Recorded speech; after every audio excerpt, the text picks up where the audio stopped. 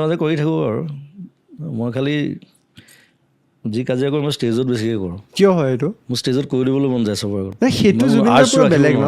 সেইটো বেলেগ হৈ যায় ন? তাঁৰডাল ছিঙি আছে কিবা এটা কথাত মোক কমেই সেইটো মোক গৰিমাহঁতে জানে, গৰিমাক ভালকৈ জানে আৰু গৰিমা মোক কয় দেই নক'বা দেই, একদম বুজাই একদম না মই নকওঁ মই একো নকওঁ, একদম কুল থাকিবা, একদম একো নক'বা, অকল গান গাবা গুচি আহিবা।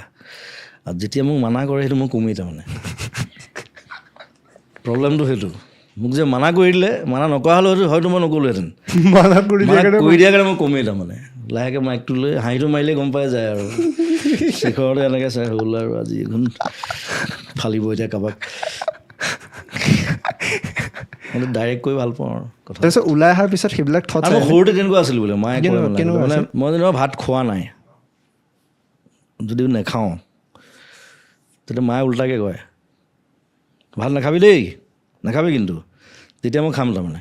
এইটো আগৰ পৰাই আছে, সৰুৰ পৰা আছিলে এইটো ক'ৰ পৰা অহা বুলি যেন লাগে, কিবা মাহঁতৰ পৰাই আহিছে নে লাগে? মোৰ ককা অলপ তেনেকুৱা আছিলে বুলি কয় মায়ে, অলপ ৰেবেল আৰু এগ্ৰেছিভ। ককা ব্ৰিটিছ টাইপে আছিলে, ইংলিছ খুব ভাল কয়, সেইটো পালোঁ চাগে। আৰু খুব খৰকৈ খোজকাঢ়ে ককাই, মই খুব খৰকৈ খোজকাঢ়োঁ, মোৰ চিকিউৰিটি হাৰি যায় মোৰ লগত। এবাৰ